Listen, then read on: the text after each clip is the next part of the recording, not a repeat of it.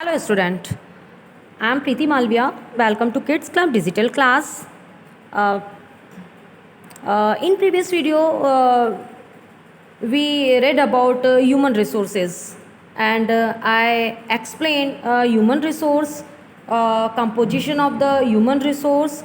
According to this, we can divide it three components of the population are the sex composition, age structure and the literacy level. And I explain sex ratio. What is the sex ratio? The when the number of females is more than number of males in a country, it is called a ratio. तो हमारे यहाँ जो sex ratio है वो favourable भी है और adverse भी हो सकता है.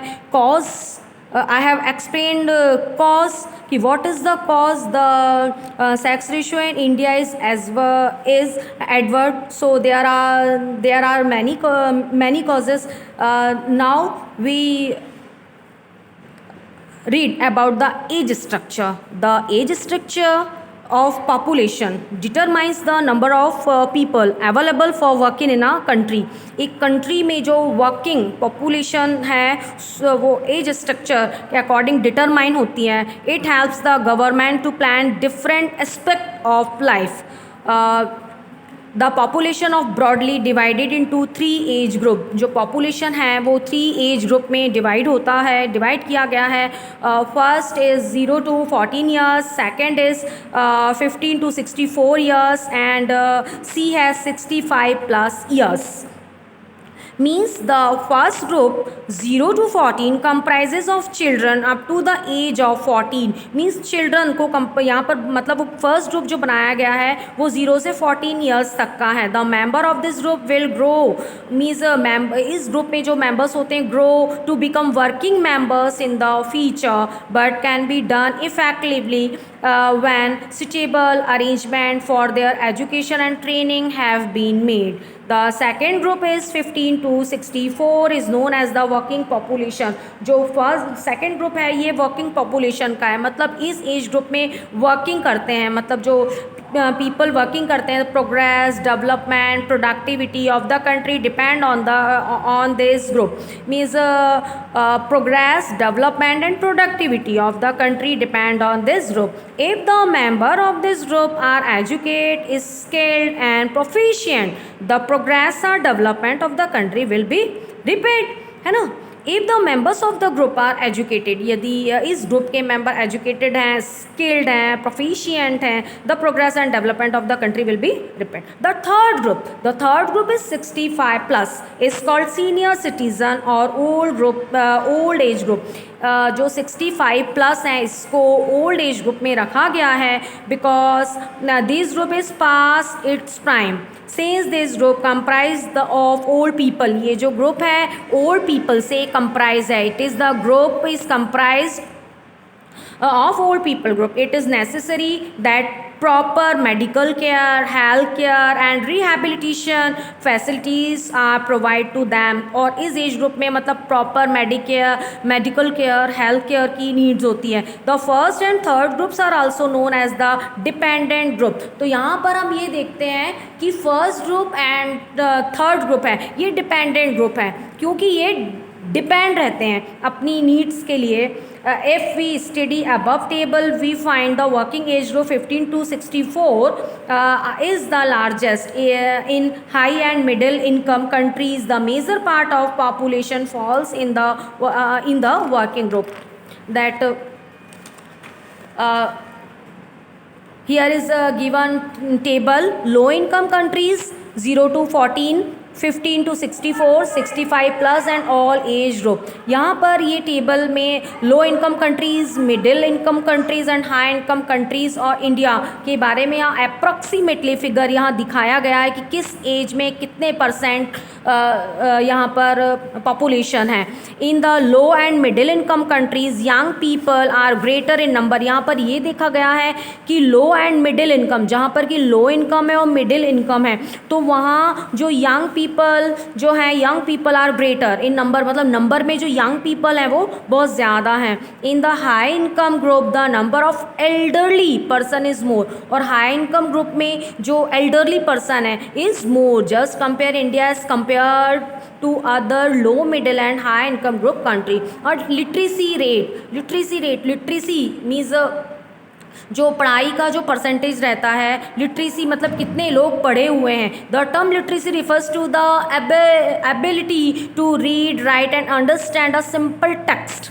Means in the literacy meaning ability to read, मतलब जिसको कि हम रीड करते हैं, राइट करते हैं और कोई भी सिंपल टेक्स्ट को हम अंडरस्टैंड करते हैं. And any one more and then one language, या एक लैंग्वेज में एक से दूसरी लैंग्वेज में हम जान सकते हैं. In India person above the age of the 7 years consider literate. Means जो इंडिया में जो 7 years की जो एज होती है वो एक लिटरेट एज होती है. If he she can read and right a simple text, कोई भी एक ही शी है, कोई भी मीन्स मेल फीमेल उसको रीड कर सकता है, राइट कर सकता है. Person who can read but can not right is considered illiterate. एक पर्सन जो रीड तो कर सकता है बट ही कांट राइट नहीं कर सकता, उसको हम इलिटरेट ही कहेंगे. Presently more than 1/3 of world population is illiterate. और आज का मतलब प्रेजेंटली जो है 1/3 पॉपुलेशन जो है वो हमारी इलिटरेट है. As per the census of India 2011 74.04% of India's total population is illiterate. यहाँ की जो 74% ऑफ इंडियाज़ पॉपुलेशन जो है वो इलिटरेट है. As per the male literacy rate was 82.41% and female literacy rate was 65.46% in 2011. 2011 में मेल और फीमेल का लिटरेसी रेट भी डिफरेंट था. जब मेल का लिटरेसी रेट 82.41% है, वहीं फीमेल का 65.46 है. India is making great efforts to enable all children to attend school. A population distribution, a number of people living per square kilometer of land area is described as the density of population.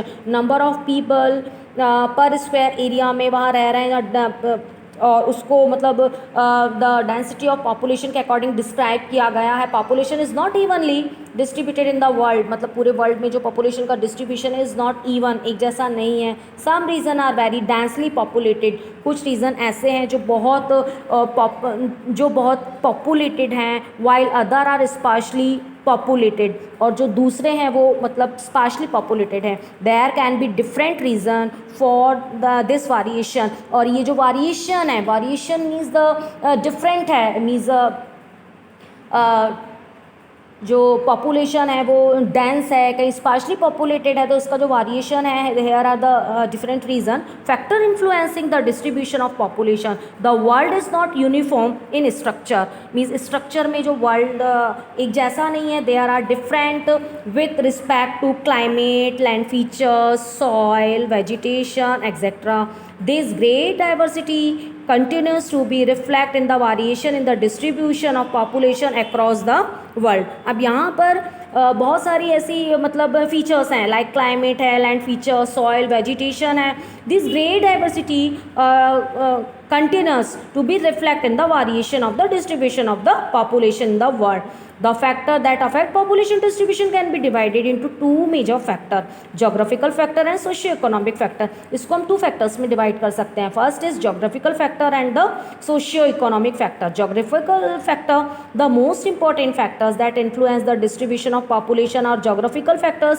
People prefer to live in those regions where natural conditions are favorable for human activity. अब people वहाँ रहना पसंद करता है जहाँ पर कि उसको फेवरेबल एक्टिविटी जो कंडीशंस हैं वो उसको मिले. Suitable relief feature, climate, natural vegetation, soil and availability of water and essential. This is the reason that plains and valley attract a large population. और यही कारण है कि प्लेन्स और वैली में लार्ज पॉपुलेशन है and mountains and while the than the mountains and the high plateaus. Plains are more suitable because it is easier to build infrastructure.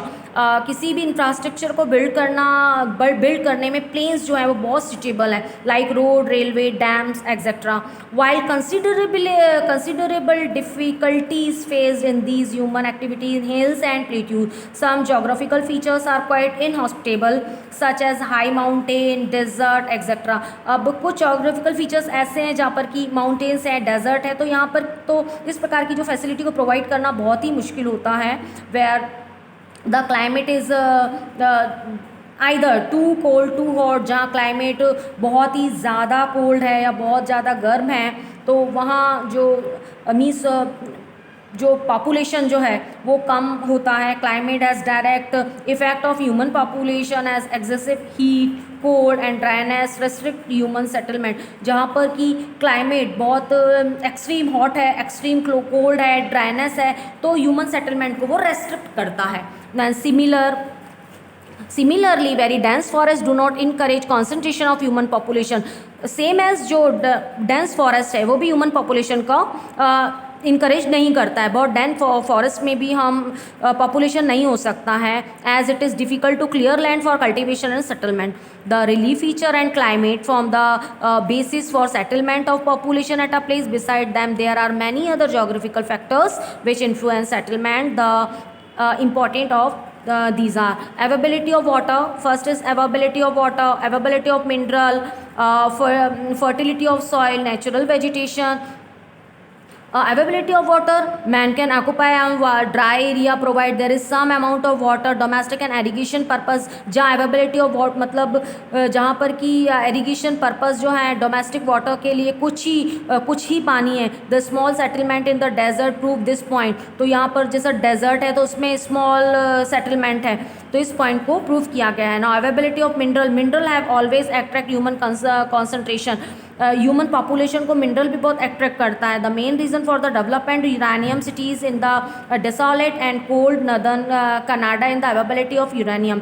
Fertility of soil, if the soil is fertile a place can attract population. जहाँ soil का fertility होता है, जहाँ अच्छा मतलब well grow होते हैं जहाँ पर, तो वहाँ भी पॉपुलेशन अट्रैक्ट होता है। As we can see that hills and occupies because soil is fertile for many crops such as people, dry fruits etcetera. Natural vegetation, if a place has precious natural vegetation, the people may refer to settle there, as we can see in the hot and humid region। जहाँ पर कि natural vegetation होता है वहाँ पर भी जो population होता है बहुत अट्रैक्ट होता है। तो here are some reason. Next socio economic factors हम नेक्स्ट वीडियो में हम उसको एक्सप्लेन करेंगे। Thank you.